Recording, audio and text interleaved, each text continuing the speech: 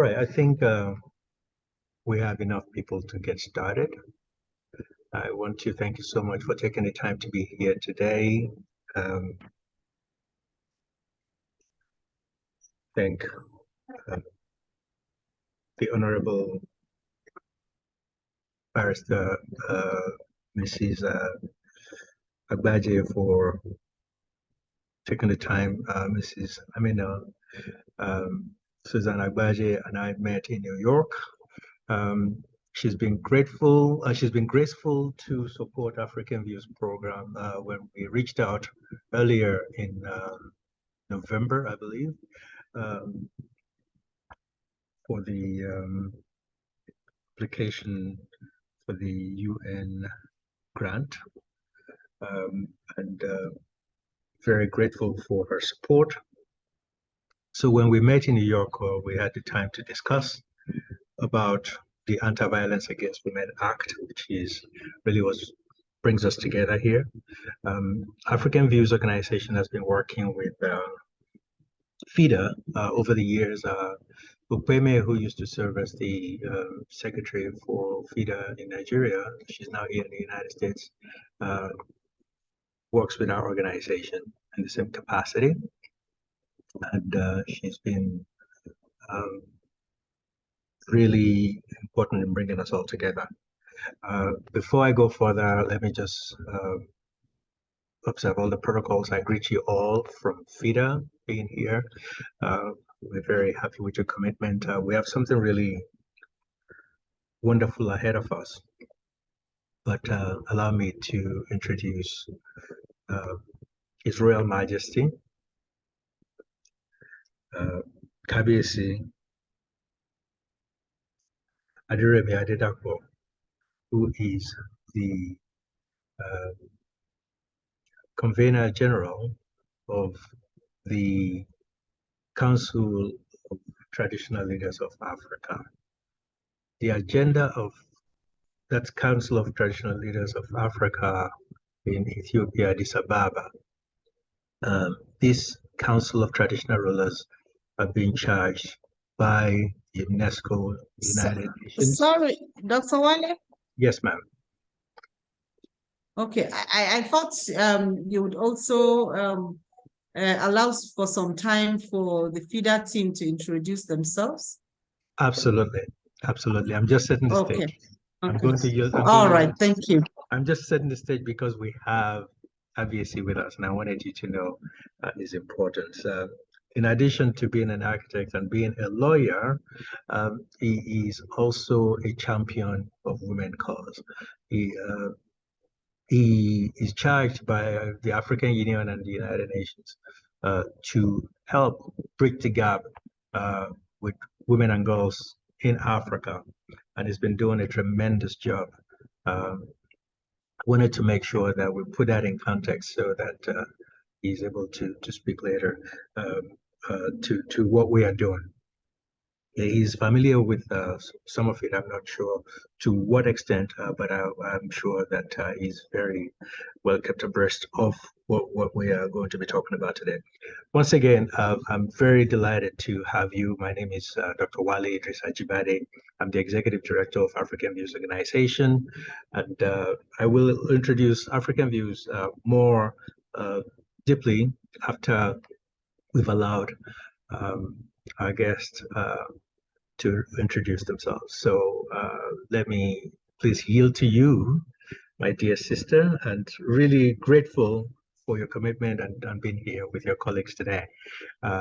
Please, Mrs. Amina Agbaje, you have the floor. Thank you.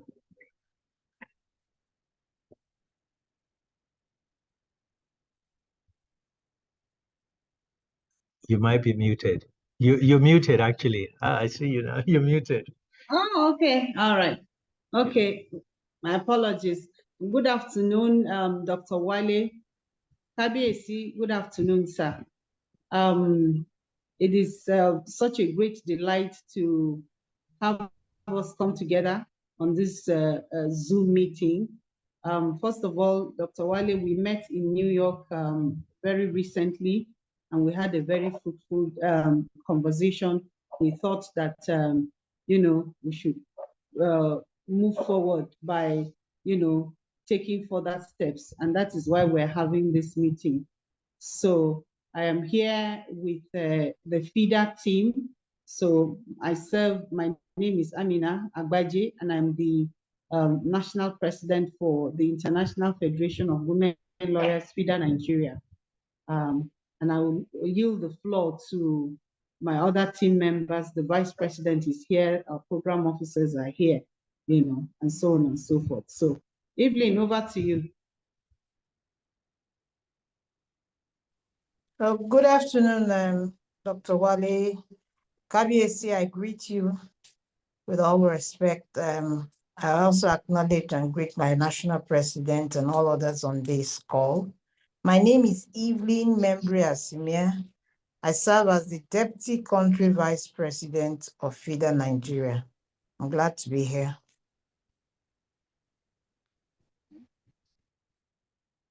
Ovaro.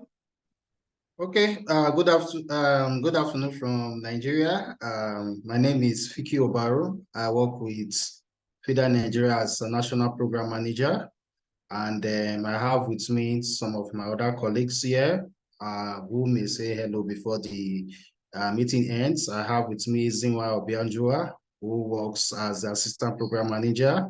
I also have with me Josephine Christopher, who works as a program officer, and Mr. Truman Tioben, that works as our monitoring and evaluation officer.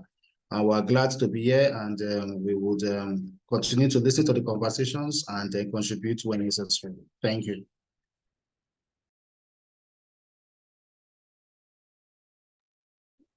Thank you very much. I think Beatrice is here. I can see Beatrice on the call. Our Assistant National Secretary is here. Yes, the CVP. Yes, the CVP, I'm here. Okay. Okay, that is Beatrice, the National Assistant Secretary. You're welcome. Thank you so very much for taking the time. Sister Amina, could you please introduce FIDA in general? Thank you. Okay. All right. I think since my deputy is here, I think I would hand over that task to her. This CVP.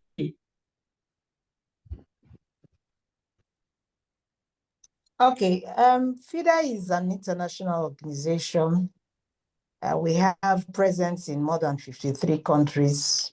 In Nigeria, we've been in existence for more than 53 years. We have branches in all the states of the Federation.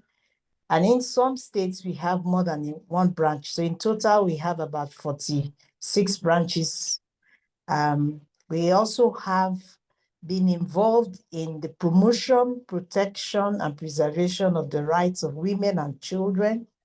At our branches, we have legal centers where we operate a walk-in clinic. It's a free clinic.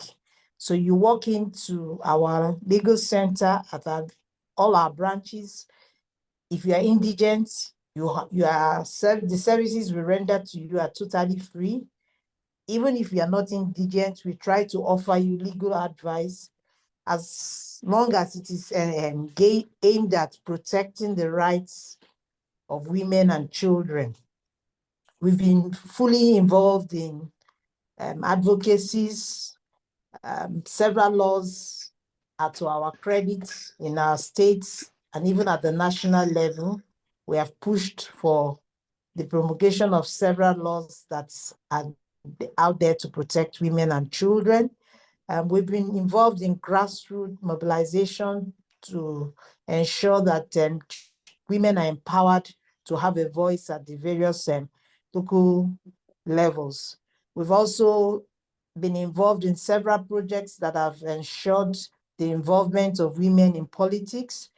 We have ensured that some obsolete laws, especially those that are discriminatory against women, are expunged, and we're glad that we have some to our credit too.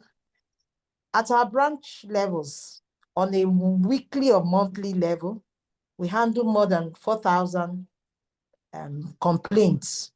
Some of them have moved on to litigation. Some are ended at the mediation and counseling level, but we've had several litigations too that we handle, mostly free services, pro bono for indigent women and children. FIDA also visits communities, schools, churches, wherever we find women and children present, we're there to enlighten them. So we have also been involved in a lot of enlightenment campaigns. We've also had partnerships with various federal establishments just to ensure that we have the protection of women and children ensured. So it's been a long walk for us. We're not giving up. We're still strengthening to go on. Yes. And so that's what FIDA is about in a nutshell. Excellent. Thank you so very much. Thank you. That's exactly why we are here in this in this meeting. All right. Just to add to what all that needs to be said has been said by the Vice President. But just to add that recently, FIDA Nigeria saw the need to get closer to our communities, and therefore we have been involved in opening up branches in most of our in all our states. We have branches in all our states, and some of the states we have more than one branch. A state like Lagos, we have 5 branches in Lagos. Abuja, we have 2 branches, and more are still coming. And so we saw the need for us to get closer to the community, taking our services to the people who need us, just to add it on the plate. It's brilliant. Thank you very, very much. Thank you. Thank you. That's we are not expecting anything less from you. So the service of FIDA is about to even become even more exponential. Let me tell you a little bit about our organization. But before I do that, I would like to ask Kabiyesi to please say a word or two to everybody about himself and about what it does and his organization. Kabiyesi, are you available to speak? Your Royal Majesty. Yes. Don't forget to mute. Okay. Can you hear me now? Yes, sir. Okay, very good. Nice to talk to this wonderful cream of the society, the voice of the voiceless. I can count all of you. And I'm so excited to be on the same page with you people today. My name is His Royal Majesty Architect, barrister, just finishing. I'm just a I'm just a toddler in the law palace, but Oba Aderebi Adedapo, just going through the law school and trying to see how we can add value to the societal values, the societal tempo, and make this world a better place than we met it. I'm the Convener General of the Council of Traditional Leaders of Africa, and we are fully supporting, of course, I'm a product of African views. I'm fully supporting UN Women in ending violence against women and girls, promote gender equality, and of course, raise our voice as paramount rulers with my other colleague rulers. In the next 48 hours, I will be in with the Zulu King of South Africa,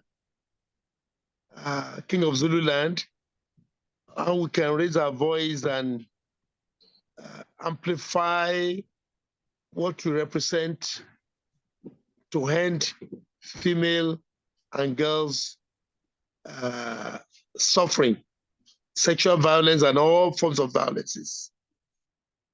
Thank you very much. And I'm here as a partner in progress. I thank all of you. You are wonderful winners. Thank you. Thank you, Kabiesi. It's a joy to have you with us. Thank you so much for your solidarity on the cause and your commitment to the improvement of lives in Africa and in the world, especially for women and girls, and also the very, very important role that traditional rulers play in ending harmful violences or even traditional practices against women. Thank you so much, sir, for your commitment. We're very glad that you're here. So, some of my colleagues just joined, and they will be able to introduce themselves later. I have Professor Remy Alapo joined us from CUNY University's New York. We also have the president of African Views Nigeria, Chief Mrs. Anita Okuribido, joined us. She will be able to say a few words once she's properly settled. So thank you again. I want to begin by giving an overview of what African Views organization is. So we begin with that and why and where the connection really is. So African Views is a research and development initiative organization. We work on a variety of issues related to the diversity, complexity, and alliances of African cultural structures and intelligences around the world.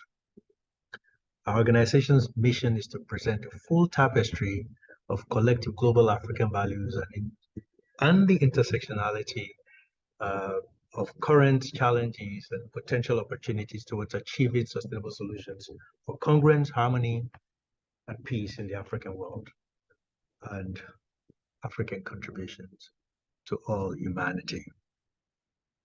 So we are an organization that encourages understanding, responsibility, and creative ideas, new ways of doing things in order to find long-term solutions for the betterment of humanity. And essentially ensuring that the contribution of Africans in the world are highlighted and respected.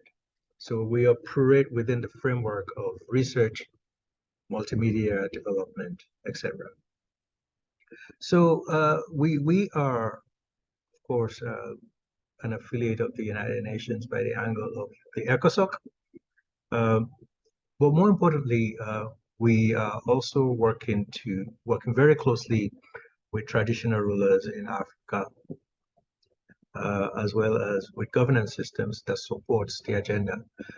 One of the reasons that we work with women, the bulk of our work is about women advancement, is the fact that, as you know, the issues of the fact that no entity, no society can really optimize itself without the strength of its women. And if we look at the African tapestry, we see not just Africa, of course, the world, but especially let's focus on Africa.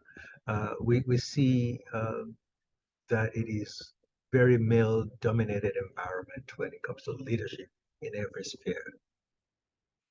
This is not only detrimental to the potential of the society, it doesn't reflect our values, it doesn't reflect full potential. So our work is to ensure that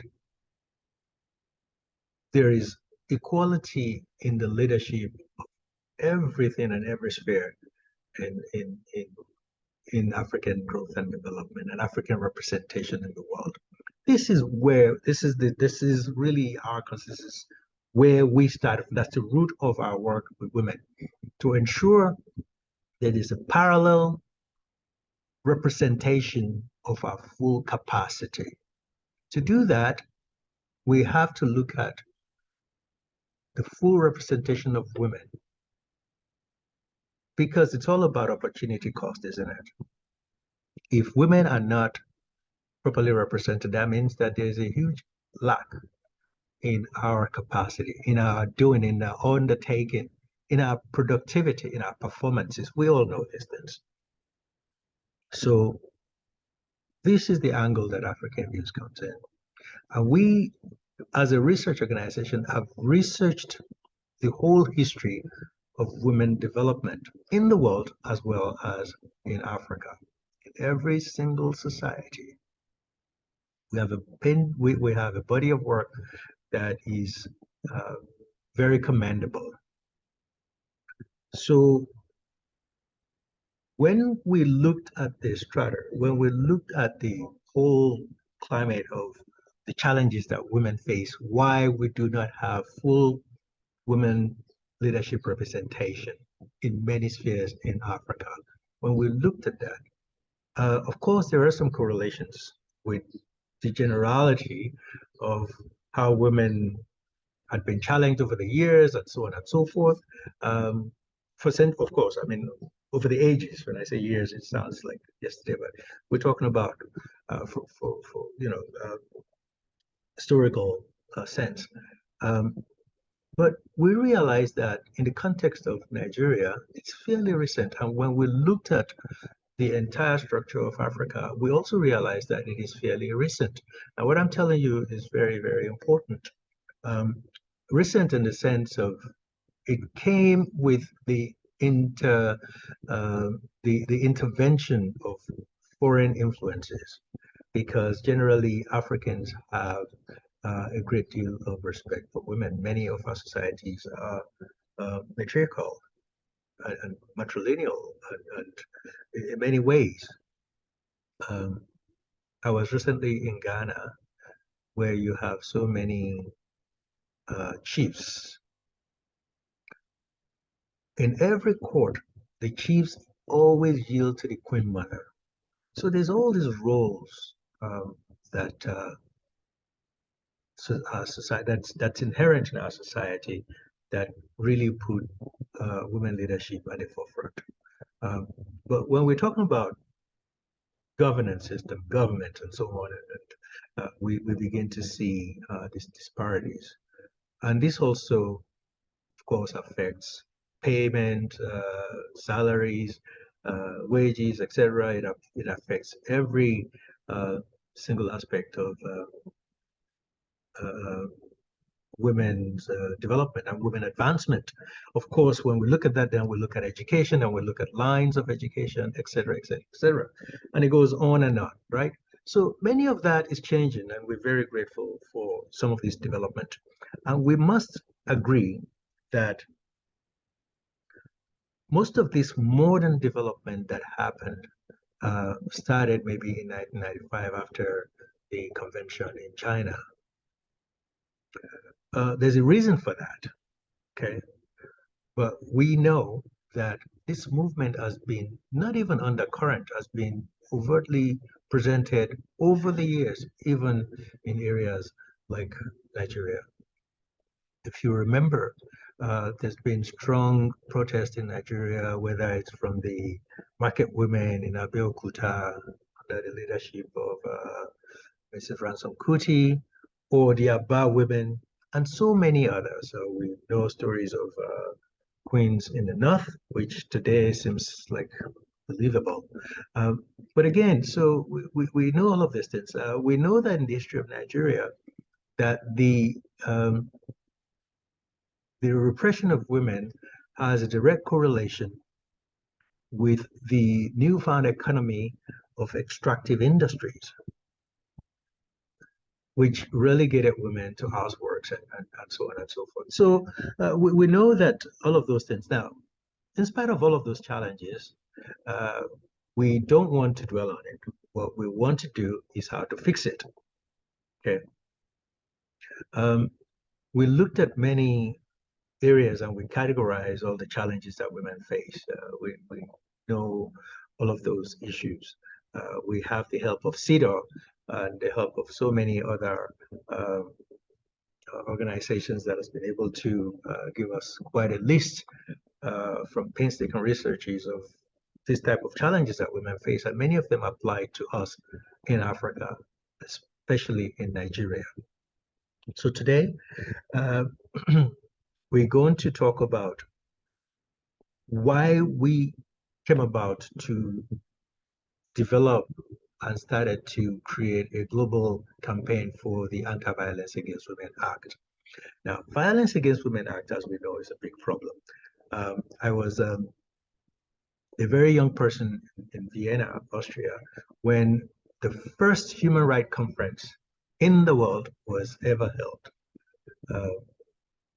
And that was in 1991 in Vienna. It was the first time I saw Wale Soyinka spoke, only heard of him as a legend.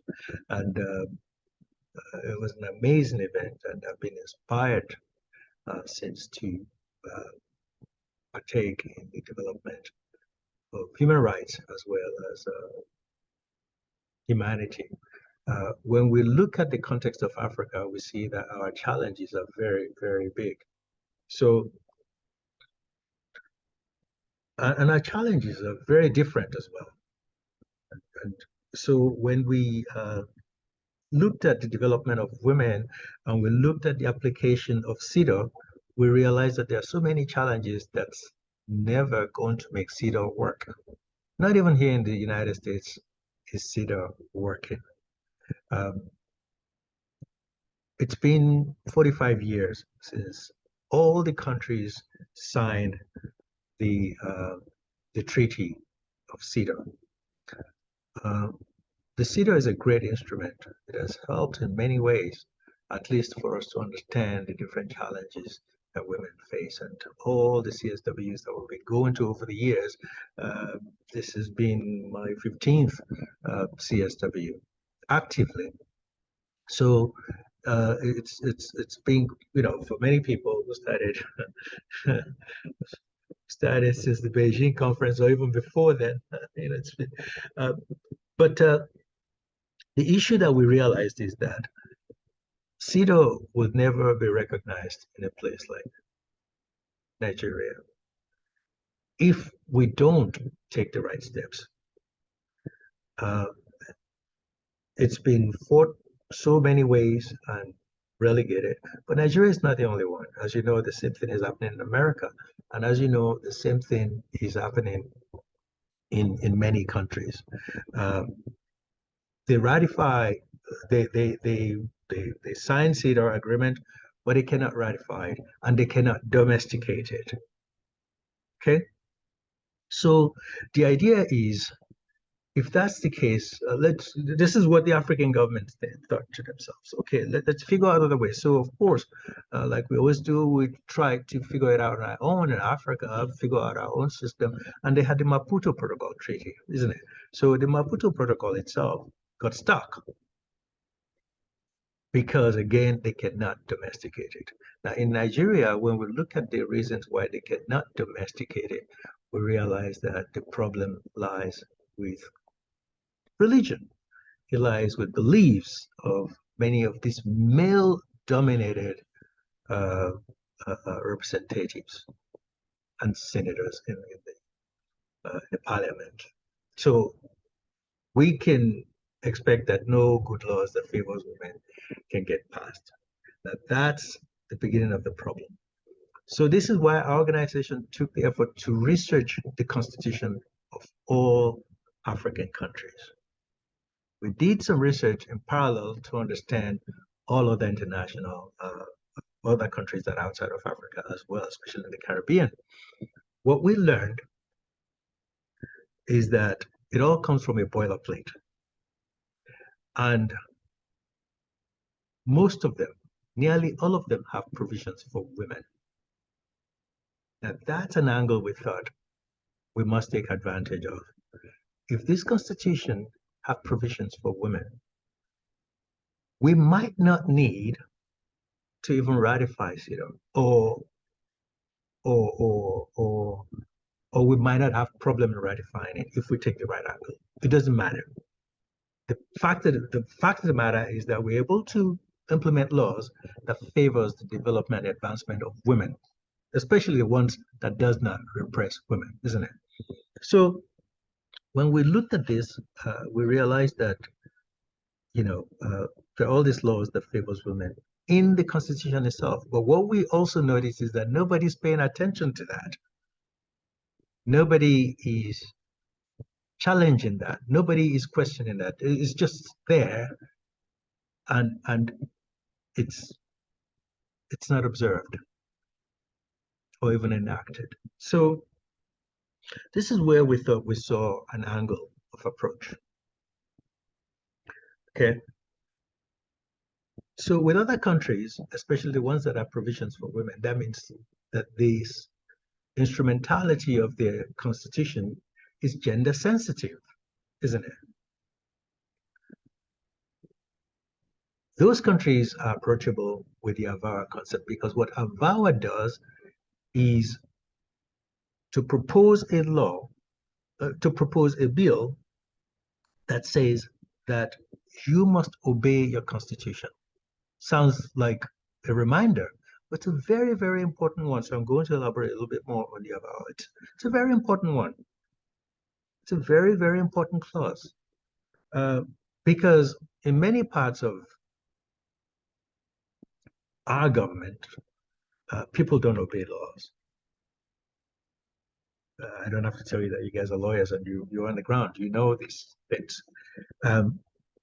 So with AVAWA, it's the cleverness of this bill in itself is that it reminds the government that it has a provision for women in its constitution, and that it must honor that provision, and that it must honor that provision in ways that it presents it every year, it presents the understanding of that provision and the preparedness for that provision every year. This is important. That means that the government and the Ministry of Women are forced to work directly with all the government organizations. And we're going to talk about how we work with government organizations, with our women organizations as a government. Okay, I know some of that is ongoing, but it's not encompassing. Okay, it's not encompassing. Many of these governments try to do it themselves, which is fine if they have the capacity, but no government, not even the United States, is able to do it themselves, isn't it? So these provisions ask the government to observe this law and provides for this and ensure that the provisions made in this promise in the Constitution is prepared for, is provided, and is available, and so on and so forth, isn't it? So that means that the AVAWA itself has to be a coalition of women organizations that are going to ensure that the government observes this. Okay. Now, all these are very technicals, and they are sorely missing in our organizations, in our systems. Many of our organizations are working it alone. FIDA is working as a legal team and doing its best and creating shops and doing all that it can by people coming to it, and so on and so forth, right? So is the businesswomen. So is that everybody just working in different silos. Many of us in great capacity, and in some ways, everybody doing their own thing and getting their own communities together. But if we are able to synchronize all of that, we'll have a strong national strength. This is very, very important, and this is the vision that African Views has. So we have put the AVAWA in 3 categories. Okay. The AVAWA for the legal, the first thing is to ensure that there is a legal backing. The legal backing covers all the aspects of women challenges that we can think of in every single society. This means that the laws will be different in every single society because women in different societies face different challenges. We don't have breast pressing in Nigeria. If we do, it's probably minimal. There are many challenges that we don't have in Nigeria, or we do have that others don't have, isn't it? So that's really the dynamics of this, and that's why it's so important first to have this legal presence, and then have this coalition of organizations that work directly together. So this coalition is we are putting together a database of all women services organization, both government and non-governmental, even in the private sector.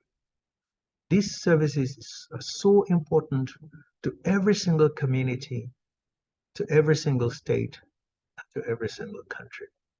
And to ensure that people in their localities can have direct access to the right services that they need. It can be done. We can do it. We can do it. And this requires, of course, building an app to do that. And we are on it. So these are the things that we need support for. The third category is in two parts. So the third category is, within that second category, is also the direct working with community women. We have been able to establish the AVAWA community women over the years, and it has worked so wonderfully. Even in Nigeria, the women are very happy to come forward to have people listen to their challenges and see how they can be helped. And to me, problems of wealth in Nigeria, we just really know how to solve it. From my experiences, it actually started when I went into the marketplace in Nigeria, in Lagos, and was chatting with a market lady selling, I can't remember, some kind of food stuff. And a man came along who's an alajo. That's the person who takes accounts of money all the time from this market woman. And I realized that this tradition has been going on for so many years. And I asked the accountant person who's collecting their money what the procedure is, and he explained to me that, well, they commit to paying whatever, depositing whatever amount, and the first amount deposited belongs to him, and then the rest of the amount they save. So I said, oh, that's great. What is their interest? He said, there's no interest. It's whatever it is they put in. So I said, what do you do with the money? He said, he puts it in the bank. And I said, oh, that's very nice of you. So but you get interest in what they put and you don't share it with them. He said, no. He said, that's tradition. And I understood it. Okay. So I thought, what if something happens to you? What if you fall sick? So I collected in arrears. I said, oh, that's nice. But what if you die? How they get their money? All right, so we got stuck there. And so this is the problem that we have in Africa. And these are the problems that we can fix. So just while I was there within a short period of time, I was able to rally up these women under the umbrella of AVAWA. And this is a testing ground in Nigeria. And we've done this now in many countries. So we rallied women and they came quickly together. In no time, we got about 500 women to start with. And we invited, what we did first for them is we collected their data, and we provided them with some form of ID. This time they didn't have NIN, because NIN is a new phenomenon. So we created this identification card for them, and we talked to the bank, telling them, making sure that these women coming through organizations are representative of our organization. We really put ourselves on the line for these women. And the banks came to the community to register these women for direct deposits and bank accounts. And we begin to see the need for this and the opportunity to serve the community. So this second component, as mentioned, is something that brings both the service provider as well as the community together. So when we create a database, we have to provide it to this community to use, and the service providers must know the needs of the community. And we can know that through technology as well as through personal contact, wherever and whatever is required. The third component is what we call, this is the fun part, this is what we call the Pink Africa. The Pink Africa is an award program. The award program is an award for those who have been able to support the AVAWA and advance the AVAWA and make women's life easier in all the communities and all parts of the country. And that's important to have this type of award system because first of all, it allows us to raise money for the cause, and it also allows us to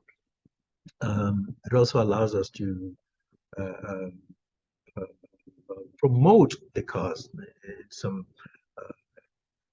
various levels. So the first aspect, being the legal part, is why FIDA is incredibly important as the main partner.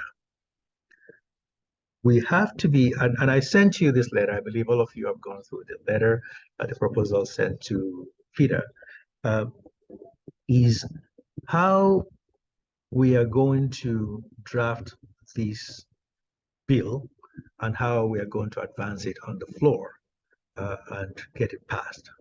Now, in other countries, as mentioned, it's very easy because they're actually looking for this. So we've proposed 3 countries to operate in, as I mentioned.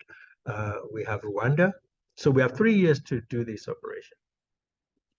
Rwanda is the easiest because Rwanda is very open to women advancement. Rwanda is one of the leading countries for women leadership in the world. Rwanda sets the stage and provides us with the standard, if you will. Rwanda was being trailed by Senegal, but Senegal is very tricky. So Senegal has a bunch of women in parliament, but they are in the lower house. So in the upper house, it's business as usual. That's very tricky. So when you ask how many people are in government, Senegal can come up with a big number. But in Nigeria, in Rwanda, we are planning to put this bill on the floor within a year. And we believe that it will pass because it has all the good things. I mean, why would you say you wouldn't obey your laws? So that's something that is very desirable, especially as a good reminder, as well as provide all these inroads to work directly with the women organizations, right? So that's one aspect, and we would, of course, want to, through FIDA Nigeria, also connect with FIDA Rwanda. I'm not sure if you have a representation in Rwanda, but there's a need for that. So we need to figure out how to work that. We are working with various women's groups in Rwanda, but we're yet to find a contact in Rwanda. So we're working through the FIDA International on that. In the second year, we plan to propose it for Ghana. We think Ghana is also a goal. We don't think it's going to be easy, but we think it's a goal. Let me explain why. Recently in Ghana, you may have heard that the Vice President of the United States was there to advance the idea of human rights by the way of the LGBTQ community, something that African leaders completely reject. Now, it's all well and good for whoever wants to do whatever. That's not our concern. Our concern really is the stability of government and to ensure that government too is able to put forward its best foot. Now, let me explain. when we started writing the concept of AVAWA, we researched all the violence against women activities. United States has VAWA, which is Violence Against Women Act. Okay, this act is focused mainly on domestic violence.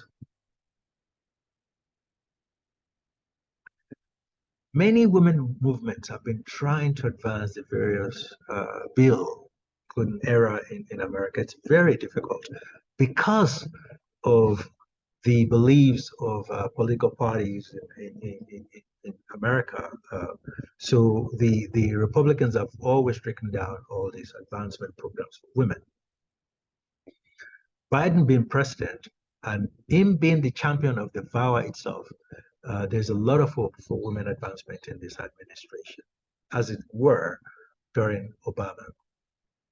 Now, in a country, so in Ghana, this challenge, we foresaw this challenge 10 years ago because there was a bill being advanced by Amnesty International called I-VAWA.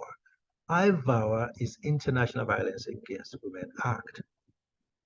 And when we saw what Camilla was saying and what has been said over in recent years, especially on the issue of LGBTQ contention with the African nations, or African leaders, we realized that there are parallels between the I-VAWA agenda. Now, the danger of the I-VAWA agenda is that it's making it a law, a United States law, that African nations that does not comply with the standards of I-VAWA are to be discredited and would have an extra hurdle in economic advancement. Maybe when they want to have a loan, maybe when they want to have an agreement, whatever the case, we know what that means. And that's borderline in sanctions and so on and so forth. But that's a danger for countries that are already struggling. We need to understand that. So we saw this, and I remember we went to the ambassador of Ghana to the United Nations to discuss this issue. We also discussed with many other member states. We discussed it with Ambassador Abu at that time, who was the ambassador of Nigeria to the United Nations.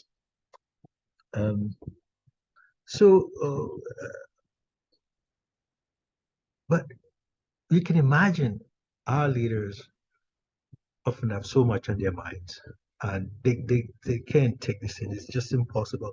We realize that for us to interface with them, we need a very consolidated structures. The danger that I-VAWA brings is very important, and these are problems that I-VAWA can solve. If I-VAWA is present in every country's constitution, it becomes clear that nobody can come to dictate to you because you already are serving the needs of your citizens by their own opinion. And this really covers a whole lot on many levels, you know. So when it comes to Nigeria, the issue is even very different because we don't have a gender-sensitive constitution. There was hardly any mention of women or women in the Nigerian constitution. And it was deliberately edited that way because of some religious leaders who have very strong beliefs that religion supersedes the need and the advancement of women. This is very sad. It's incredibly sad. And I will be honest with you. I've spoken to some women, some top women who are also women champions or suffragette, as they'll call themselves, in Nigerian context, who strongly supports this idea of this gender neutrality. It would be wonderful. It would be wonderful if that covers everything that we need and supports the advancements of women. But it doesn't.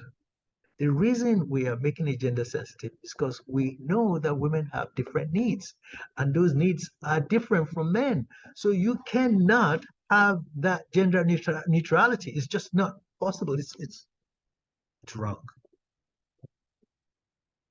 So in the context of Nigeria, this is where it gets funny. As Nigeria has been very proud of its gender neutrality,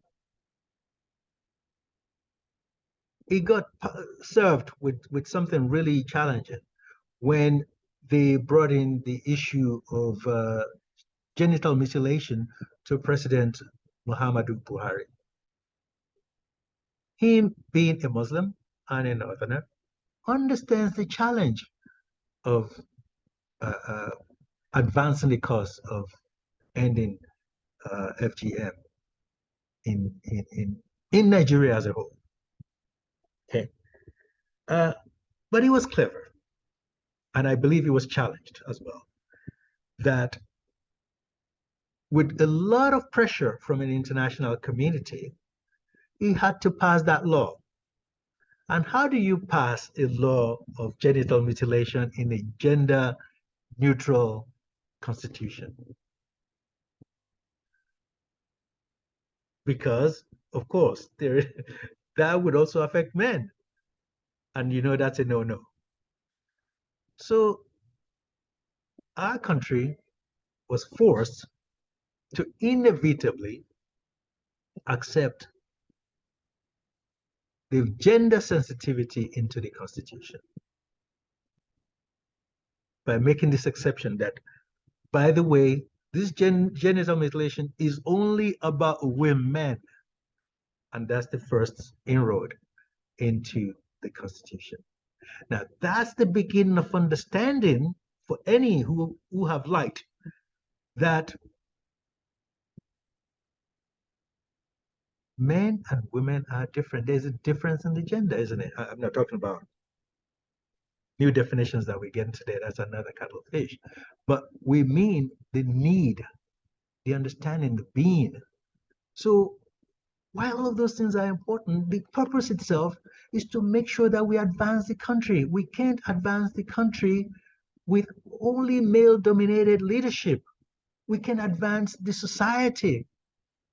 There's a lot of values that are provided by the female members of the society. Incredible and very much more important than that of men.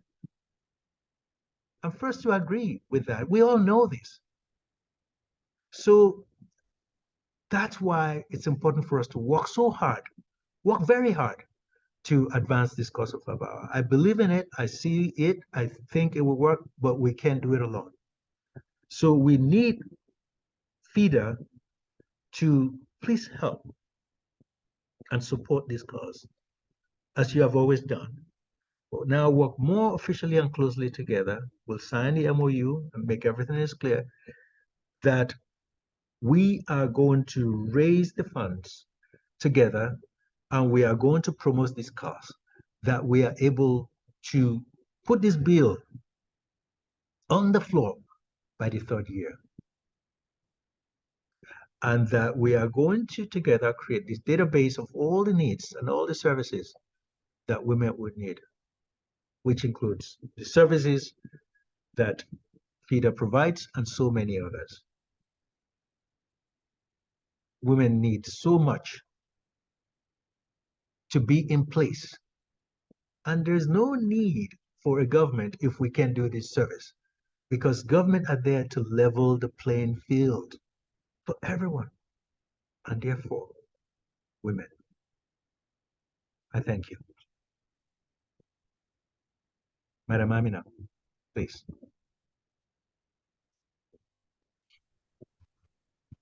All right, thank you so much, Dr. Wale. You have said a lot of, you have raised a lot of issues. You have said a lot of things, you know, and all the issues that you have raised in the space, within the space that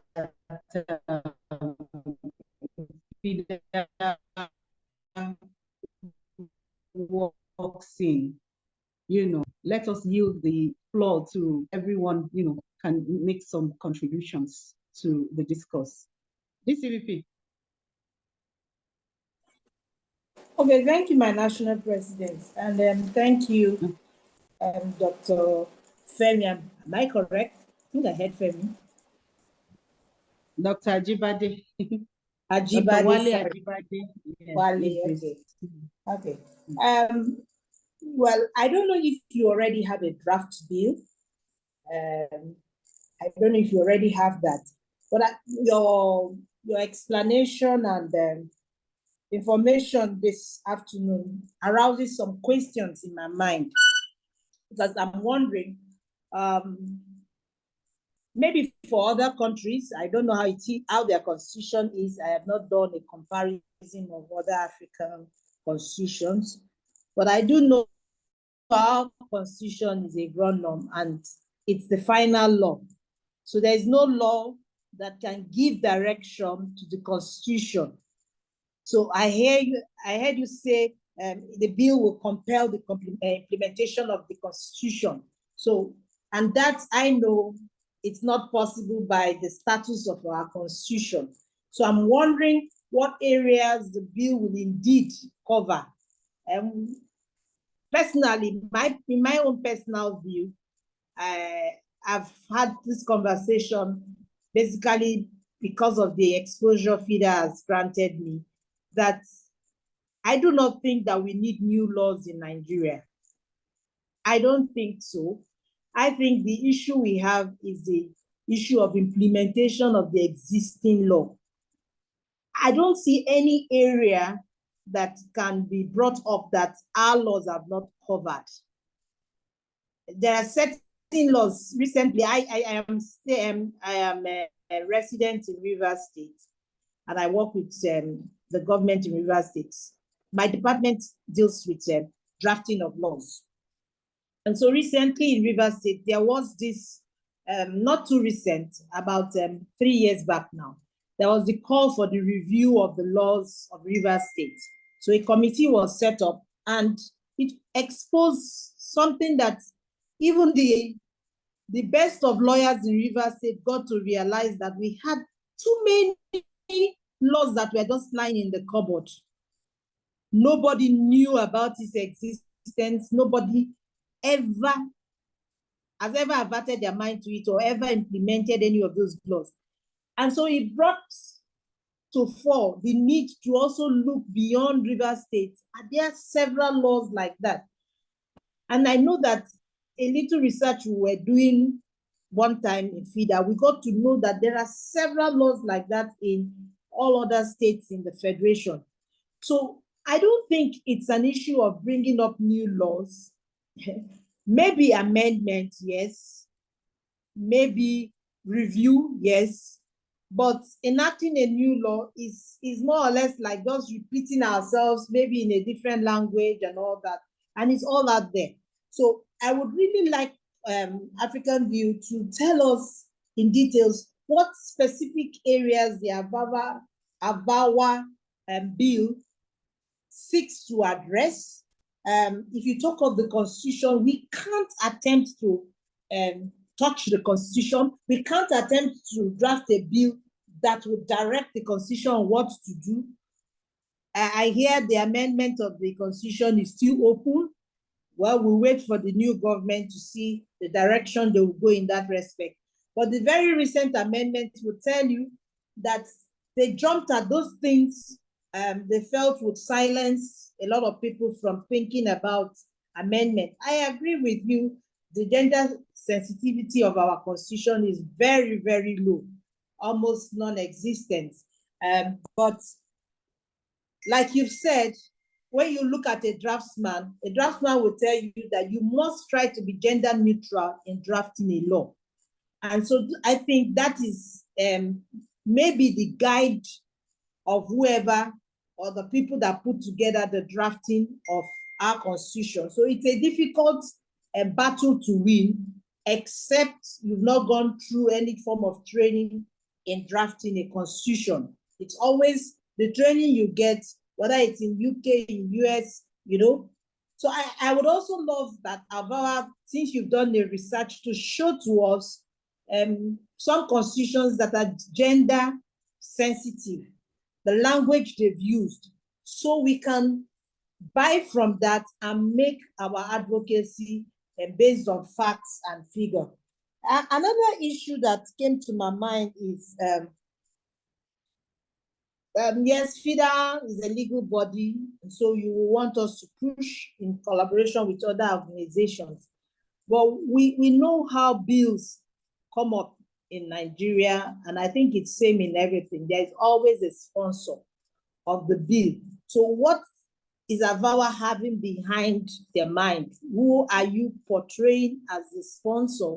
So in our conversation, even from our end, we're saying, okay, no, this is a bill sponsored by NGOs, this is a bill sponsored by AVAWA, no, this is a bill sponsored by the UN, or this is a bill sponsored by so legislator or senator, or the government is buying in. So I think all of these basics, we need to know them so that it guides our direction and our thoughts, because the sponsor most times guides you in your conversation and they sell to you what they desire to see.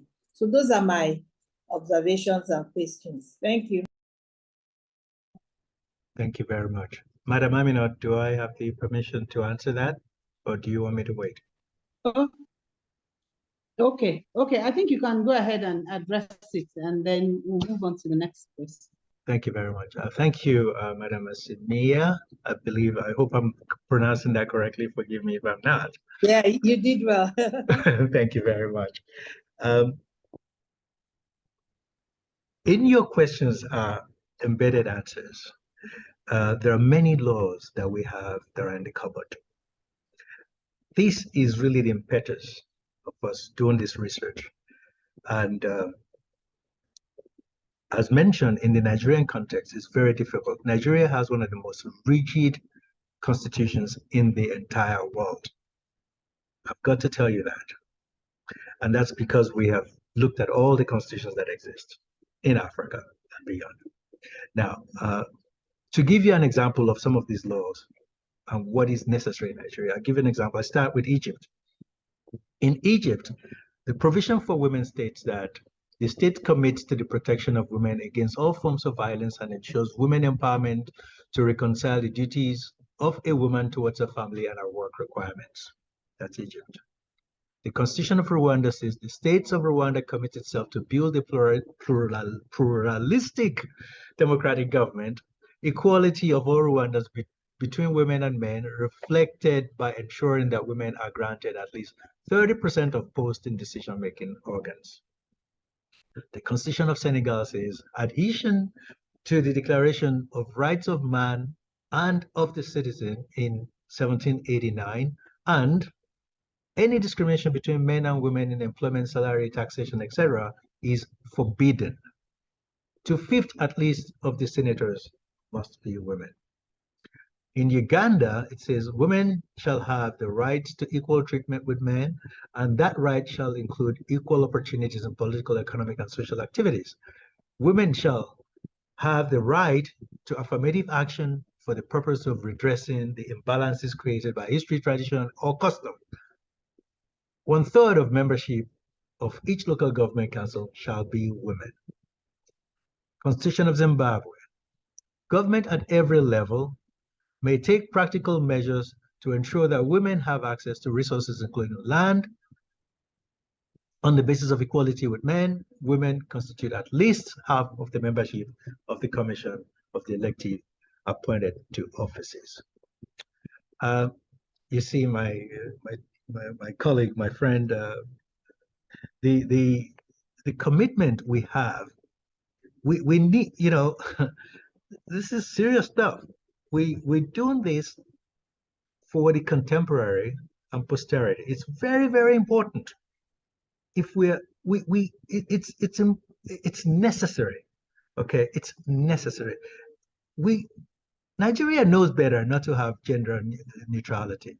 One of the fun things that they do in Nigeria is to play soccer. They don't put women in that field and say, even though they have, it's like a separate thing for women, right? So the idea, we know the difference between man and woman. We know. And we can't pretend that it doesn't exist. We can't pretend that we don't know. This is why I made the analogy of the FGM issue. It's shameful. If people, I mean, we must see it before other people do. It's very critical. So the law that we're talking about here is specifically focused on women. We have to craft that language. I'm not a lawyer. You are. That's your role. And we have to think together to come up with this language. And we have the resources. We have the traditional backing. That's why Kabesi is here. He has the voice and the ears of all African traditional rulers in entire Africa. This is why this is so important, you know? So think about it. Think about it. All these experiences that you've had, think about it objectively. You will see the need. And because we have the need, we will figure out the way. We have to, you are the experts on crafting this language. And if we put our heads together, we will be salient. And we will find who is going to advance the bill. I don't, I barely know the president of Nigeria. I left Nigeria 45 years ago. I don't vote in Nigeria. I vote in the United States. But my heart is with you, as it is with many other Africans. But my heart is with you. I can't change my soul. So it's very important for us to be committed to this together, because it's true, because it's real, and because it's very critical to the advancement of our people. I tell you, there's no precedent that is great that you could bring to the floor today, you could bring to run the country, no matter how great and promises. If there is no good agenda for women, specifically, surgically identified, that will prosper. It's not a curse, it's just an analysis, because the problem of Nigeria is entrenched in this disparity. It is. If you look at the areas where you have the least developmental processes, it's in the markets of Nigeria. And these are markets driven by women. I'm serious. You know this truth. So we have to figure out, we have to find that language. We have to find those supporters. We have to do everything together. I'm not coming with a bag of cash. I don't have none. At least not. Yeah, if I did, I'll give it to us and say, let's go. Let's all get on the horses. No, we got to figure this out together. We got to figure it out together. That's my answer. I hope it helps. I thank you.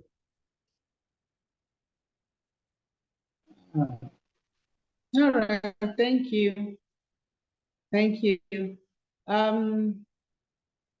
Obaro, does any member of the team have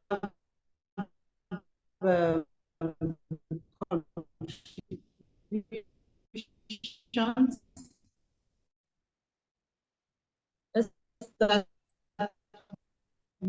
Okay, good afternoon, Dr. Wale. I don't know if you can hear me here.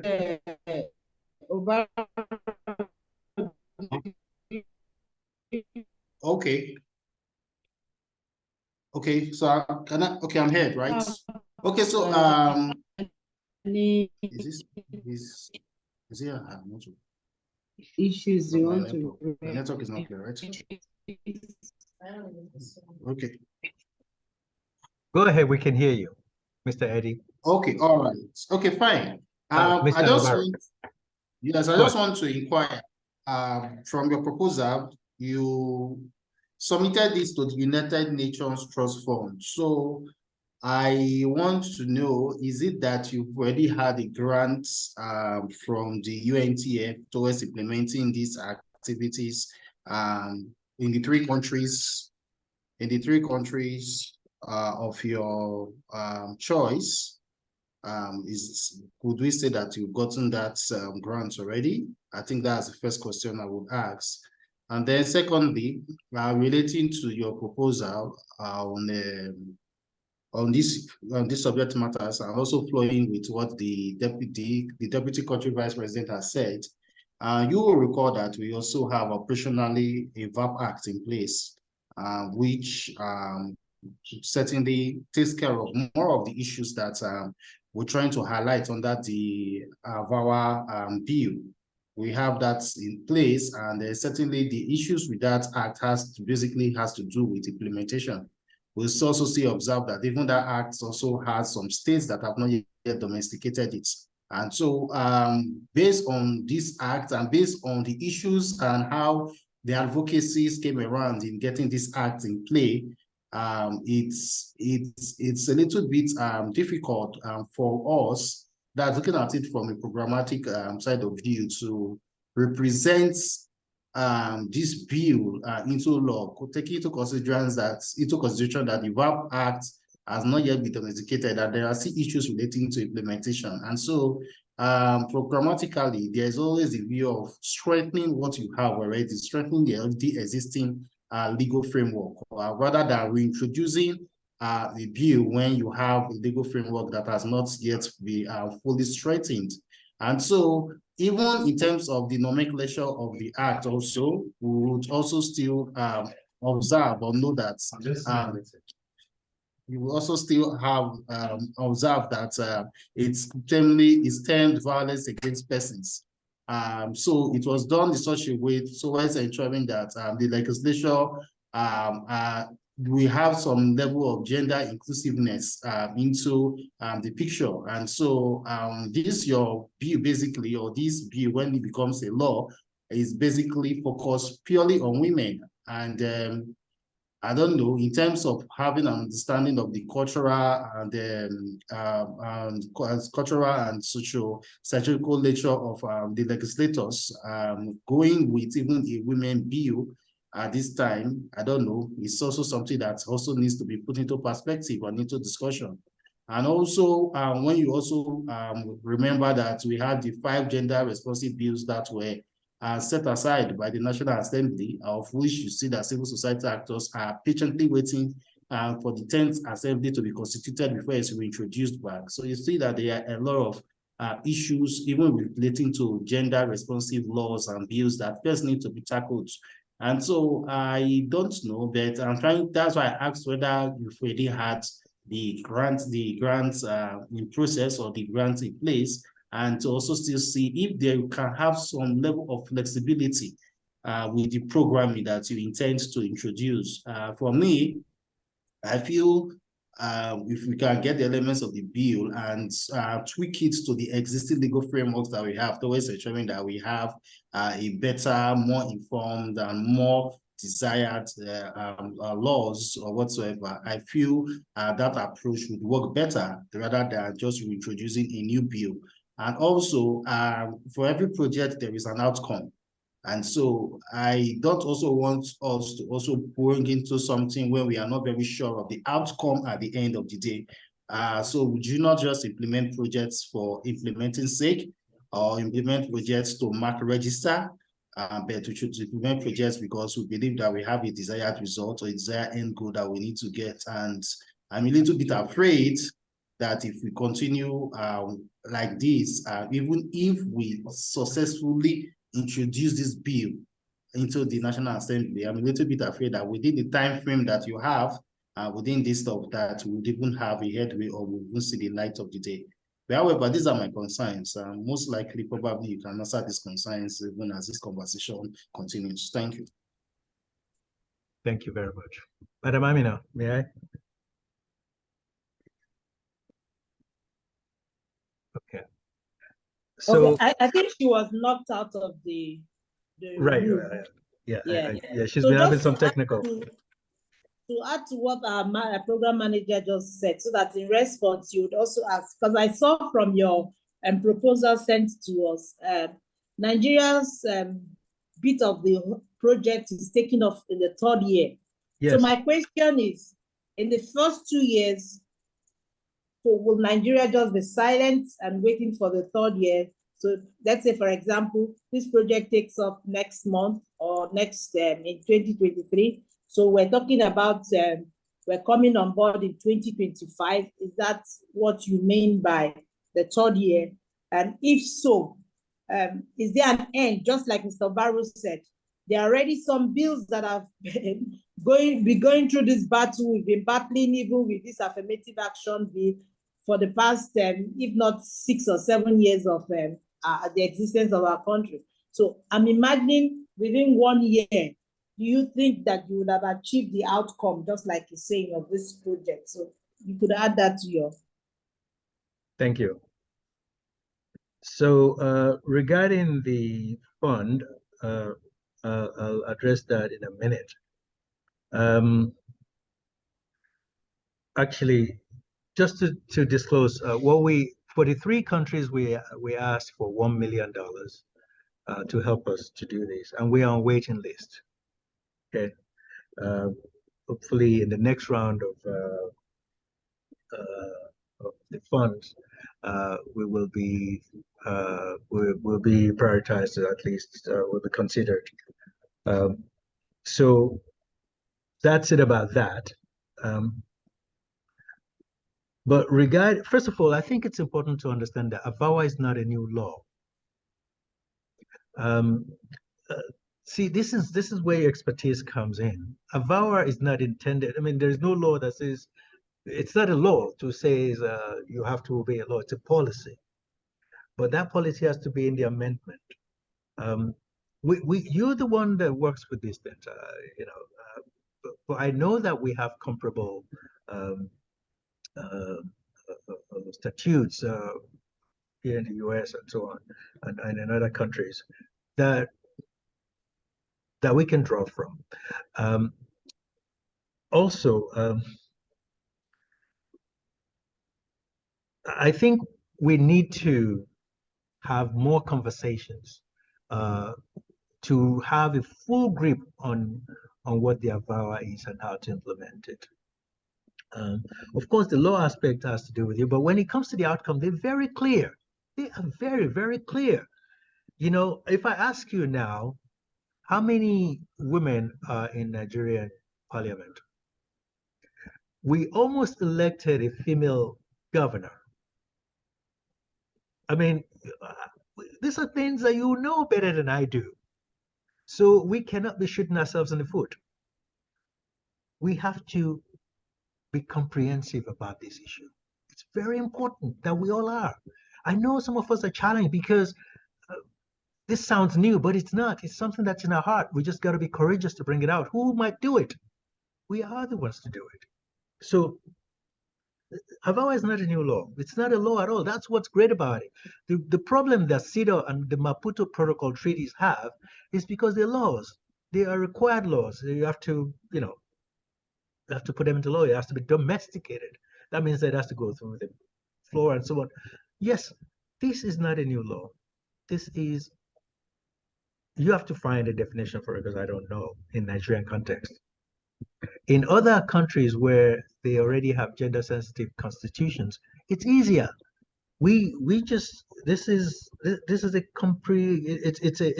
a policy that says that it's something that demands the government does its job on this particular issue. They have that everywhere. If we need a boilerplate, we can have it. So that's existent, and that's the issue. So, and I don't want you to be intimidated because, as you mentioned, there are a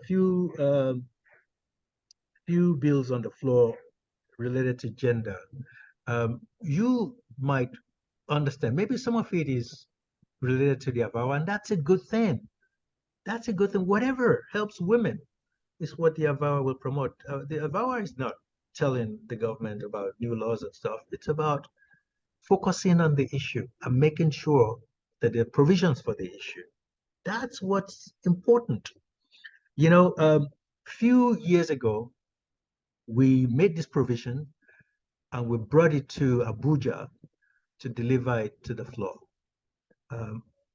This was done by none other than Chief Mrs. Anita Okuribido, who is here with us. And by way of that, I'm able to introduce her. Chief Mrs. Anita Okuribido is the president of African Views Nigeria Network.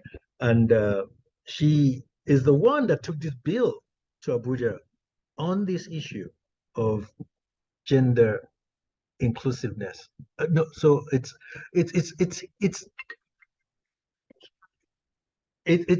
interesting that if we have to find a language, we have to be really wise about this. We know what we want to achieve, and we know who we're dealing with because we know the type of politicians we have. And this is not the first time that we're proposing something like this. So I'll have Mrs. Anita just address some of these issues that you talked about to know that what is meant by what we're doing. Chief Mrs., if you're able, please unmute yourself and introduce yourself, and please explain to us the process that was advanced before with the gender inclusiveness and the advancement of women in Nigeria. Oh, okay. Thank you so much, Dr. Wale. And let me thank all the speakers before me for their golden views. I'm really happy we are discussing this very sensitive issue on AVAWA. But let me quickly, I know we all know this, but let me just say, because at times it's good to hear this as many times as possible so that it can really continue to harp a chord in our hearts to want to be so passionate about driving, the force behind implementing all the policies concerning AVAWA in our countries or in the whole of Africa. We all know that violence against women is recognized as a very, very sensitive problem that continues to disenfranchise women. I just want us to understand that it disenfranchises us as women, particularly women entrepreneurs, women professionals, and even women in the grassroots, everywhere at the grassroots level, in every region, every country, culture, and religion of Africa. So having said that, I really must let us understand that Dr. Wale has done a very wonderful job in helping to review the Constitution of 1999, because I happen to have been the past national coordinator of the Association of Nigerian Women Business Network, which FIDA is supposed to be one of the member organizations. I remember I tried to bring FIDA to be a member organization. They attended some of our conferences. I'm trying to remember who was the FIDA president of Nigeria at that time. She was based in Abuja, and we tried to do a lot, but somehow FIDA did not stay in the ANWBN coalition. But while I was at the helm of affairs, the Senate wrote us a letter that we should make our member organizations, and that time we were about 62 women member organizations in the NWBN, to review that constitution. And they gave us, the excerpt, the part of it that really affects women. And after we have done that, I quickly sent it to Dr. Wale. That was, I think, about 4 years ago. And he did a wonderful job. I wish he could even bring out, that review, the part of it that he worked on under African views. And that was what we now submitted to the Senate. We submitted it to the Senate and they have worked on it. And as my FIDA members that are here, you are aware that that reviewed constitution has now been approved. So I just want us to understand that it's not about bringing up a new bill, or it's not about constituting new policies. I just want us to understand the fact that African View is just trying to bring unprecedented awareness and progress to gender inequality and violence against women in Africa. It is important for us to understand that the fact that already, whether a country or in the whole of Africa has ratified an agreement does not necessarily mean that it is observed, implemented, or respected. Because I heard some of the speakers are saying, let us deepen and strengthen what we have on ground before. Let us do this. It's not about that, because all the policymakers, they know all about the legal framework, particularly as it concerns women, but they are not ready because of the political will to do anything about it. And unless we bring it out in a different way that is pungent, you know, it has to be so pungent. It has to look new, novel, kind of. It's the same thing, but we may present it in a better and more innovative manner. You know, so that's what African Views is trying to do here.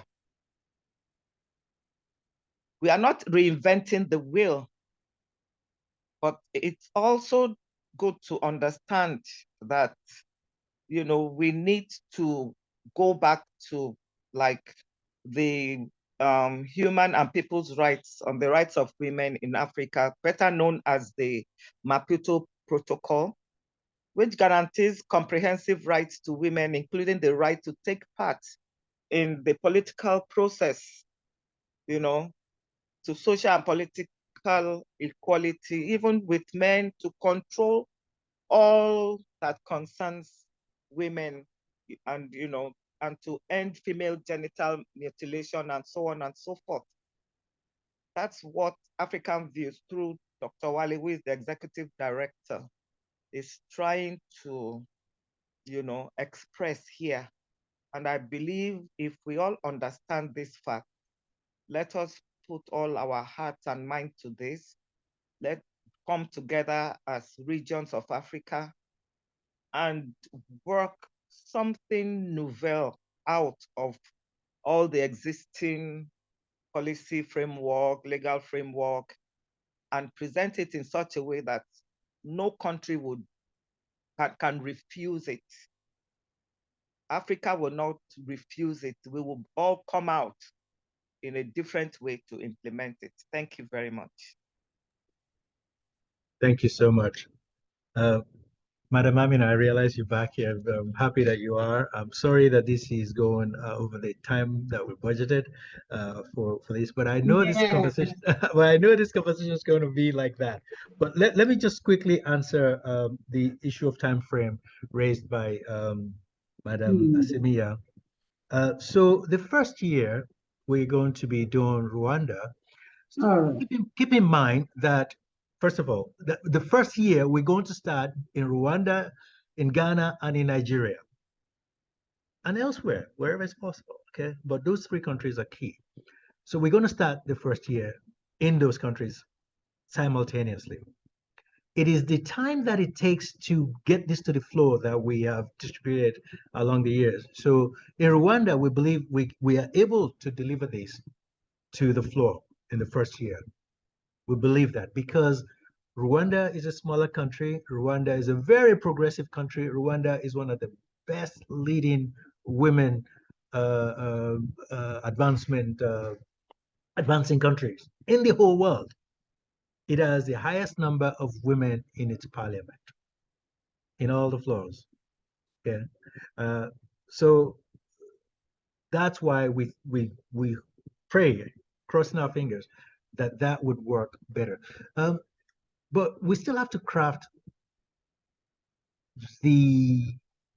how the bill is going to, what exactly the bill is going to tell the floor to do. We have to design that, but it has to be a bill that's going to address the need. Okay, for Rwanda, they have leadership, they have all kinds, but they have a lot of gaps in women advancement in the society. This means that we have the duty and a frame of a ramification space to fill the void and say, look, you guys are here, you're able to achieve this, we still need this done and we need this done. You need to provide provisions to ensure that that's the place. So that's taken care of. So if it's going to be budget, if it's going to be projects, programmatics, etc., government has to be involved in that. That means, again, government is fully engaged with women service providers in that country. It's very critical. This is what AVAWA is going to do. Provide that connection, that there's a direct connection, conduit, providing women's, because when we have this database, right, this directory of women's services, you will, and then you will connect it to all the community women, right? You will be having a lot of demands that you cannot fulfill, that you don't even know about. What we're able to do, we're able to systematize that, and we can do all of that. And we're able to give that report to the Ministry of Women and work with the Ministry of Women directly in doing this as well. The Ministry of Women can't do it alone. They're expecting to hear from us. Okay, so and the Ministry of Women will work directly with will work to ensure that provisions are met. That means that there will be required funding. The Ministry of Women budget, we don't even know in Nigeria what they have. They don't even have any importance to it. Not even important enough to show up on the Constitution that women exist in this country. And you know, if you put a bully dog and a timid dog and you put food in one plate for them, believe me, the timid dog will starve. And I'm not saying that women are timid in this way, but we know that men are by nature bullies. And we have this, I'm not saying all men, of course not. And I'm not saying that women are not bullies. Just understand that there is a difference that is incredibly important. And in order for us to reach equity, we need to understand this difference. That's where the gender harmony comes in. That's where we all believe in gender equality. Do we know what it means to have gender equality?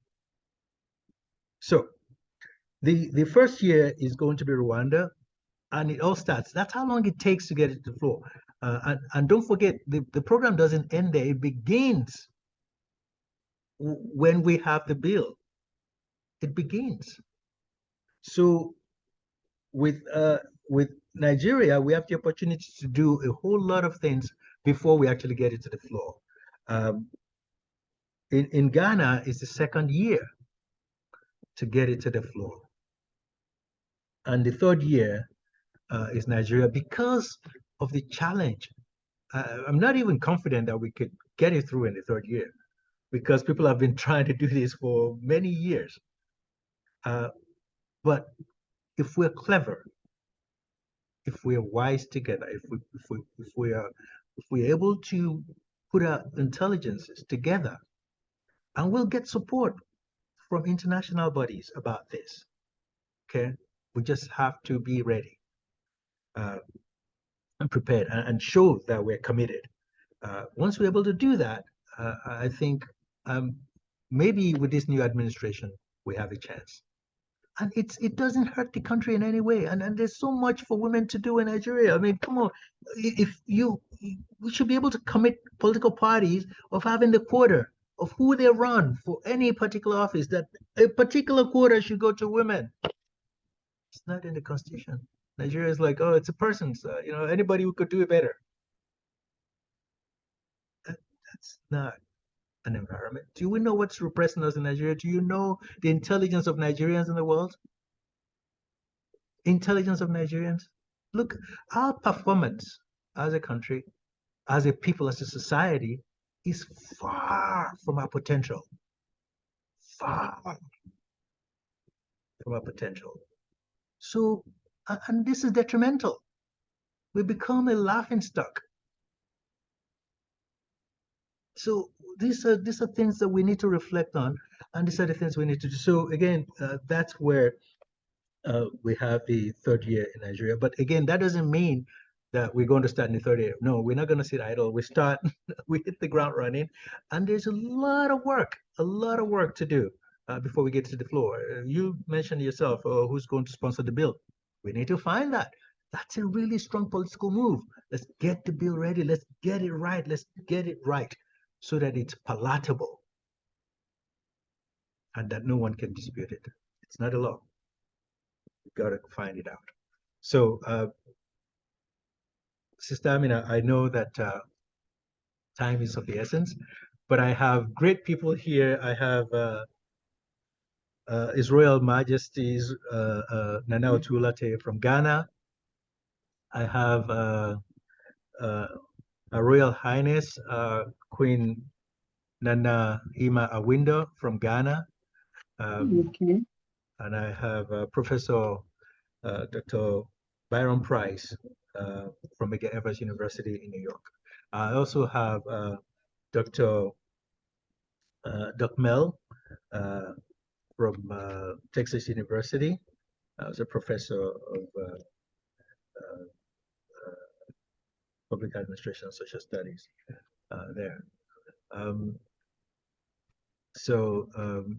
Dr. Melanie, do you have something to say do you wish to say something to this cause quickly? Sorry, I cannot speak right now. Hello, everyone, but I am able to listen. Thank you. So, thank you. Thank you. Dr. Remi Alapo, please be introduced. Mrs. Agbaje, Dr. Remi Alapo is very instrumental in some of these works, and she could also even assist FIDA in her work. There's a, she does a lot of work with Nigeria as well as here in America and other parts of the world. Dr. Remi, you want to say a quick hello? Yes, good morning from New York City to Your Excellencies, Your Majesties, brothers and sisters. I want to commend African Views and most especially Dr. Wale for putting this meeting together. And I believe that the initiative is a worthy one that we need to expand. And I want to side especially with Chief Anita that I was actually going to raise my hand at some point, but she took the word out of my mouth, including FIDA in bringing them on board, because from previous CSW activities and so many other women groups during the Commission on the Status of Women, working in close relation to what the AVAWA is about, we can actually include or affiliate with organizations who are also working in the same direction, but to be able to create better understanding with some of the language and how to fine-tune them, make them stronger so that they can be, it should be I don't know if I want to say international or national instrument, not only in Nigeria, but, a tool that when AV gets the language and makes it, stronger, it's going to be a tool that other organizations or even governments will be able to use as a training resource or as part of their, referral, referral tool on issues that affect women, especially talking about violence against women in all aspects, from the local to the national to international. So I'm on board. Of course, Dr. Wale, you have my support, the flexibility. You can call on me anytime. And you know that already. Day or night. Thank you. Thank you so much. Thank you very much. So I'm just introducing some members of our organization. I think it's important to know who we are. We have Dr. Price, and then I'm going to go to the Ghana royalties who are here with us. Dr. Price, you want to say a quick hello? Yes, sir. I guess good afternoon in Nigeria, I believe it's afternoon. Yeah, yes, afternoon. And good morning to our U.S. Constituents. I'm also here in New York City and happy to be here with the weather the way it's turned. But I just wanted to be here to show my support and to let you all know. I think one of the things that I'm gonna do as well is I'm working on raising funding, and so we're gonna have to start. I think at some point, sort of lobbying organizations and politicians and so forth. And we know, unfortunately, money helps move along a policy like this. But I also think we should think about some of the people in Nigeria with influence, maybe like a Dangote and other people, to maybe bring them to the table to support a brilliant initiative like this. And I think a very needed initiative. And so as I close, I'd just like to thank all the dignitaries, the excellencies also for supporting us. And thank you for your leadership as well, Dr. Wale. But I'm here. I'm glad to be here because my mother was strong. I never saw my dad till I was 26 years old. And I'm successful because my mother had support. And so I think all girls and women should have that support and be free to sort of explore their dreams just as much as boys and men. So I stopped there and thank you all for having me. Thank you so very much. Thank you. Dr. Price is the president of African Views USA. Thank you so very much. I was in Nigeria in November last year. We did a 5-day program called Spirit of Prosperity, Spirit of Peace and Prosperity. It was a very important program ahead of the election. The whole idea is to appeal to Nigerians and the politicians about the needs of the society, especially the anxiety that was building up towards the election, and that we have a peaceful election, a peaceful outcome, and committed politicians who know how to address the needs of the people. The program was very successful. It's a 5-day program at the Freedom Park in Lagos. During that time, I met a little girl. She was in a shop at the Freedom Park, selling the Freedom Park shop store, selling something, selling the souvenirs and stuff. So I looked at her. I thought, oh my God, you're too young to be working in a store like this. I thought, what are you doing here? And she said she's working. I said, oh great. Why aren't you in school?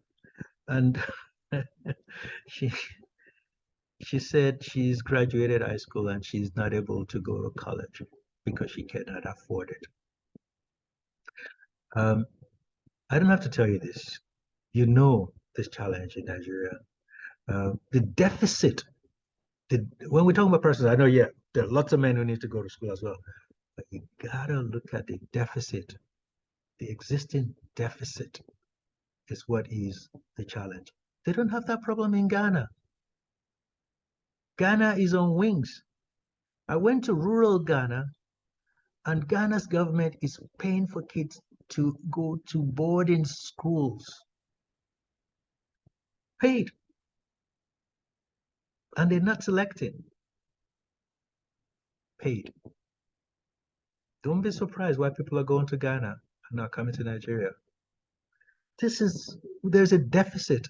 And when we look at the challenges of girls, and I'm not even going to talk about challenges, let's look at the deficit that's built up historically for girls and women in Nigeria. It's huge. It's huge. It is the bulk of our problem. It is very important that we begin to introduce this sensitivity. It is very, very critical that we do. So again, this challenge is for us. As mentioned, we have special guests. It will be very honorable for us to please hear them out, and then I'm going to yield to FIDA to have the concluding comments. Please, Nana Otulate, Your Royal Majesty, can you please say a few words? You've been part of the AVAWA in Ghana.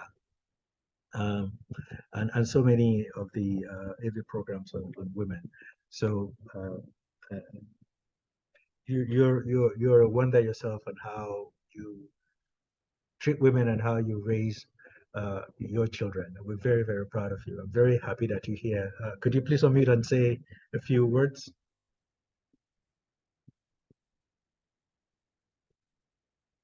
You're still muted. All right. Hello? Yes, sir. We can hear you. Thank you so much, Dr. Wale. Everybody on this meeting,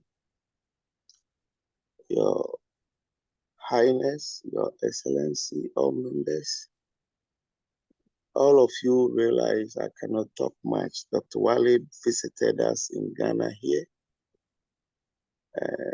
He has been here for about 3 occasions.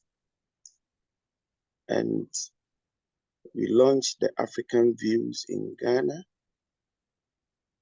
And also we're trying to launch the African Royal Chamber of Commerce, which is coming on in October in Ghana. We have so many kings who are following this program, and everybody is happy about the way Dr. Wale is promoting African Views as well as I-VAWA. That is how we are protecting women, children, and also trying to encourage all women who are not able or capable to be independent. We try to push them to be independent than to be depending on others. I don't want to talk much because Rana, I am bereaved, and tomorrow is the day we are going to celebrate the 1 week of my mother who just passed away. So as I'm talking, I'm crying small for my mother. So I have to stop and then maybe continue another time. At the right moment, I will talk. So thank everybody for coming.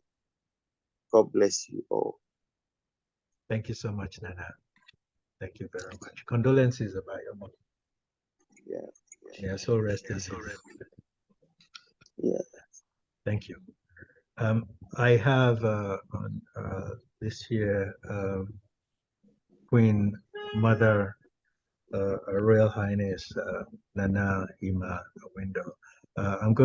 She's a modest person. I'm just going to set stage. She's one of the most popular people in Ghana. She's a TV personality, a celebrity, but more importantly, as a Queen Mother, she is the chair of African Queen Mothers, which is an organization of African traditional leaders, women leaders, in ways that are doing tremendous work in advancing the causes of women and girls all over the continent. It's really a privilege for us to have her here. Thank you for being here. Nana, please. And now we know. Go ahead. Hello, Dr. Wale, thank you very much for the opportunity. I'd like to say a big thank you to all on the call. It's amazing to have all of you here to have a discourse on AVAWA. And I know that Dr. Wale and most of you have done a lot of work on this project. And we are only hoping and praying that it will see the day of light, because we have all committed, or we are in the process of committing to it. And I know we will get there.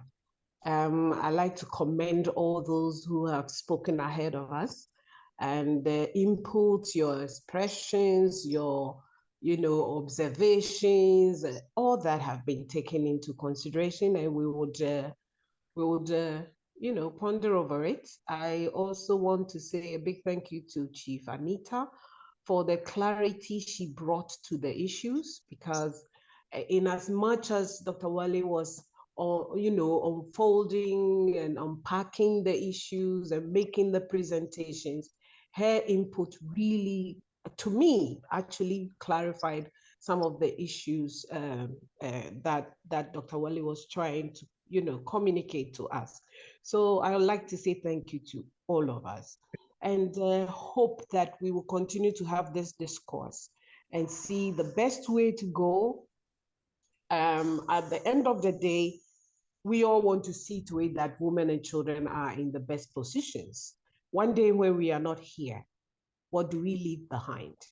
If it is a personal issue, I'm sure we wouldn't have spent this much time discussing it. I know it is for posterity, it's for the next generation, and it's for us to be able to say, yes, I was part of this process, and that is why we are here. So thank you very much. We will have opportunity of discussing it further, making further inputs, and also seeing to the, the realization of the whole project. I want to say thank you to you all. And Dr. Wale, congratulations. Thank you. Thank you, Your Highness. Thank you very much. You nailed it by saying that you understood it better when Chief Anita spoke. And that's the gender sensitivity we're talking about, isn't it? So, it's the truth. And, there's just different values and different effects. And that's why it's very important to highlight it. In the context of Nigeria, we need to understand that Nigeria has a different problem from other countries. We may not see it that way because we're on the ground and we are in the trenches and in the issues, but if we look at it from global precedents and you look at it with a bird's eye view, you'll see some of these disparities, and you'll probably be even more outspoken than I am, because I'm really not very outspoken. It seems like I have a lot to say, and I do, but I rather write than blab. So I'm just thankful to Madam Sister Amina for this.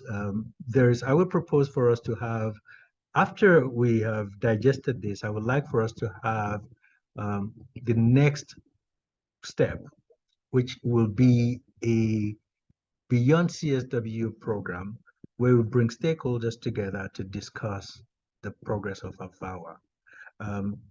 Before I didn't mention that our representative, the president of African Views in Rwanda, is actually with us, and is actively working with colleagues in Rwanda on this issue.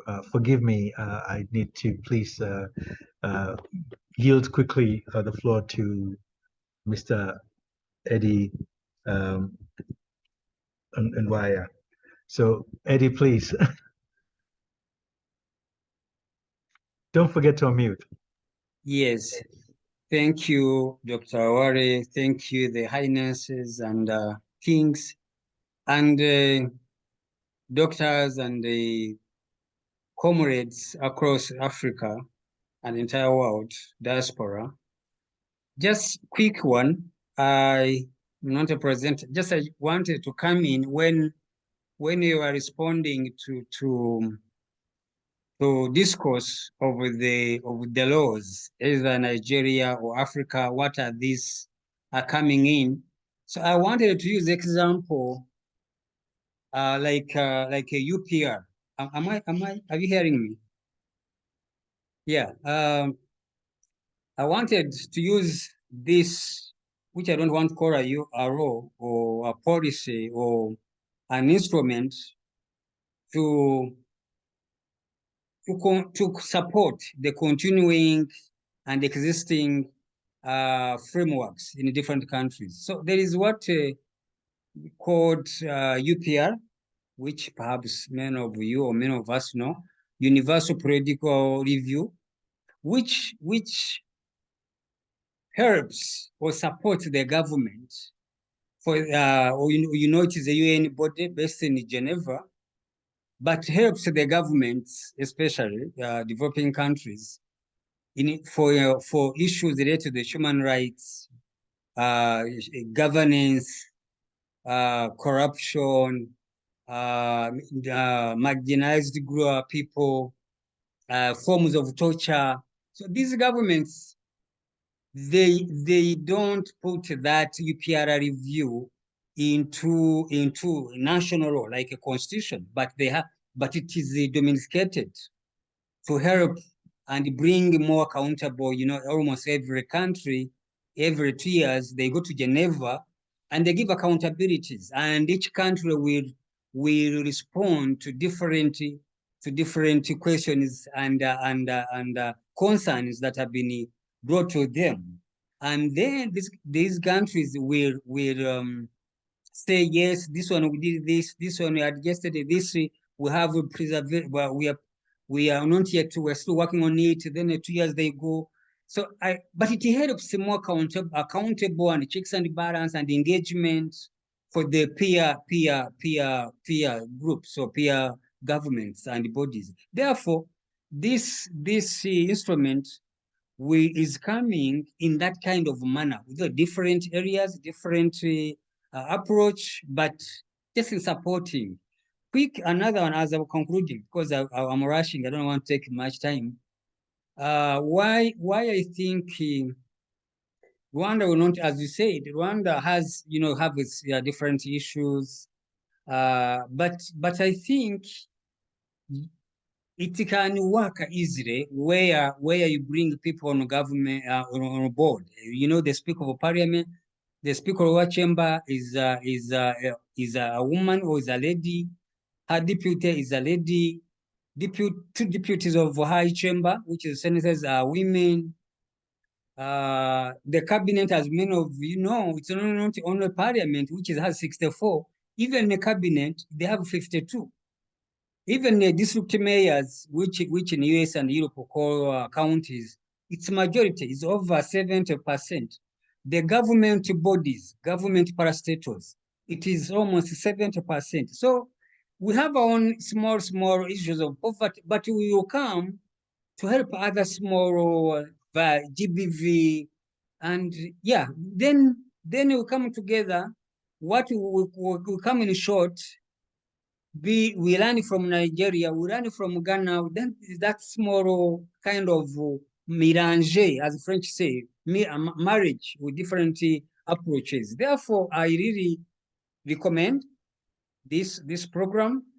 But also before, like it comes to as a bill in the Parliament, 1 or 2, 3 people will need to come to Rwanda for the groundwork, doing some small lobbyings with us, because I know in my mind which women reading organization, but also you coming with the 2 people or 3, do ABCD work, meet the Minister of Minister of Gender and Women Promotion, meet National Women Council, meet etc. I don't want to take God bless you. Let me stop from there. Thank you so much, Eddie. Thank you so very much. You just brought it home, really, especially looking at the angles of checks and balances. I think this is exactly what we're talking about, and you really explained it even more succinctly. We have a really good narrative of this. This is documents that we will be sharing with you that would also give you details of it. The first thing is really to assert your commitment and your support, and therefore move to associate, to work together on this. I think that's a decision that we are expecting to hear, that we're looking to work together on this program. Once that's agreed, I think we can begin to invite other people to this consortium. We're thinking of reaching out to WBN, the Women Association, Women in Business, and so many other women organizations that would be part and parcel, essential components of this, including the traditional councils. So so once it's clear with FIDA, then we can both bring all these other entities on board, and then introduce the concept to them together, and get them on board as well, so that everybody has a clear role to play, and all questions answered. Thank you so much for your time. I know Sister Amino just wanted to do 1 hour and that budgeted 2 hours, but I know we might go over it. So again, I apologize for taking so much time, but this is a great sacrifice from all of us. What we're doing, let's pray it holds. Let's pray. I believe it's meaningful, but let's pray for the understanding of its meaningfulness, and that its purpose is written in stone for posterity to come. When we're talking about effect, the effect is for generations to come. I thank you. Sister Amina, you have the floor. Thank you very, very much.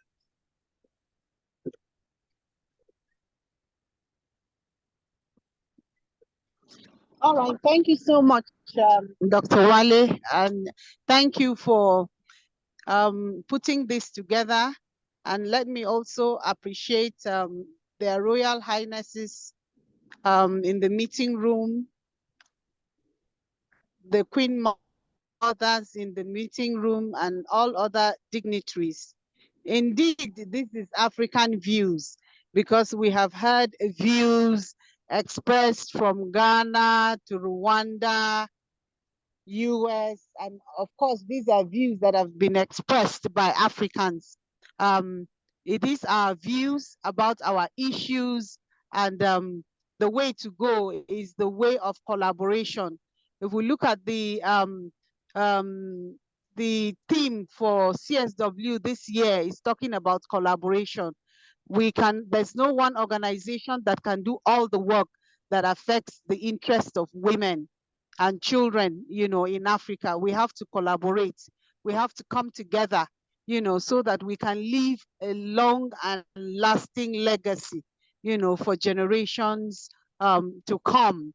And so it is with much pleasure that FIDA is happy and then is committed to this partnership and collaboration. So this is just the beginning, and we look forward to other fruitful deliberations and further collaborations together. So, Dr. Wale, I thank you. I thank each and every one of us I thank the FIDA team, the deputy president, the deputy country president, the assistant national secretary, the programs manager, the assistant programs manager, FIDA Nigeria, the programs manager, FIDA Nigeria, Josephine, and that is the FIDA team. We thank you for having this meeting with us. Thank you. Thank you.